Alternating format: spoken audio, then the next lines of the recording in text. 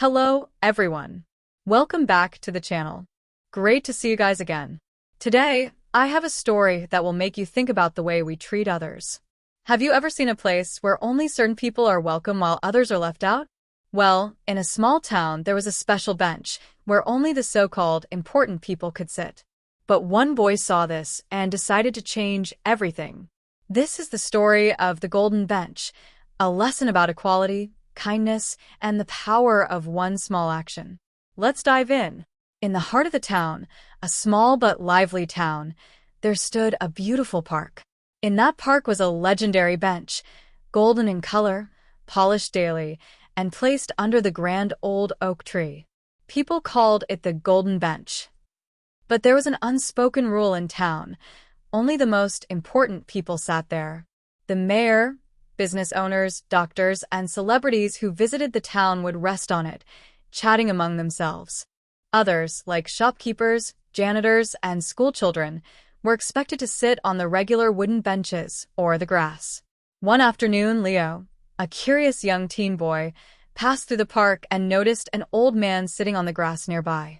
His clothes were worn, but his eyes were kind. Mr. Thomas, a retired teacher, had once taught many of the town's most successful people, yet now he was largely ignored. "Why are you sitting on the grass, sir?" Leo asked. Mr. Thomas gave a small smile. "The bench isn't for people like me." Leo shocked. "But why not? You helped so many people. Shouldn't you be treated the same as everyone else?" The old man just looked down and said, "That's just how things are, son." Leo didn't like that answer. That night, he thought about it and came up with a plan. A bold change. The next morning, Leo arrived at the park with a bucket of colorful paint, bright and dark colors. He set to work, painting over the golden surface. At first, people gasped in shock. "What is he doing to the golden bench?" some whispered. But Leo didn't stop. He painted bright patterns, blending colors together, making the bench feel warm and inviting. By the time he was done, the bench no longer looked exclusive. It looked welcoming. Then, he took a piece of wood, wrote on it with bold letters, and nailed it above the bench. The sign read, "For everyone." At first, people hesitated. The mayor raised an eyebrow.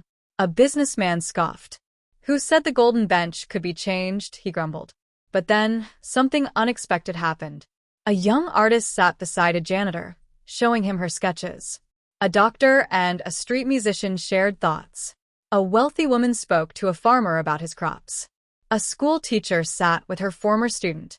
And finally, Mr. Thomas, the old teacher, smiled as he took a seat on the bench for the first time in years. Leo watched proudly as the town's invisible walls of status and labels began to disappear. People were no longer divided by what they did or how much money they had. They were just people. From that day on, the bench was no longer a throne for the privileged.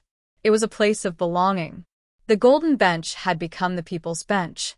And it all started with a young boy who believed that everyone deserved a place to sit. Moral of the story: true equality isn't about gold, power, or status. It's about respect. Every person, no matter their background, deserves kindness and fairness. The world is better when we treat everyone as equals. And that's the story of the Golden Bench, a simple but powerful reminder that true equality comes from how we treat others. One small action can break barriers and bring people together. So, let's remember to treat everyone with kindness and respect, no matter who they are. If you enjoyed this story and want to hear more inspiring stories like this, don't forget to like, share, and hit that subscribe button below. Stay tuned for more stories that will make you think positive, feel better, and grow. See you in the next one.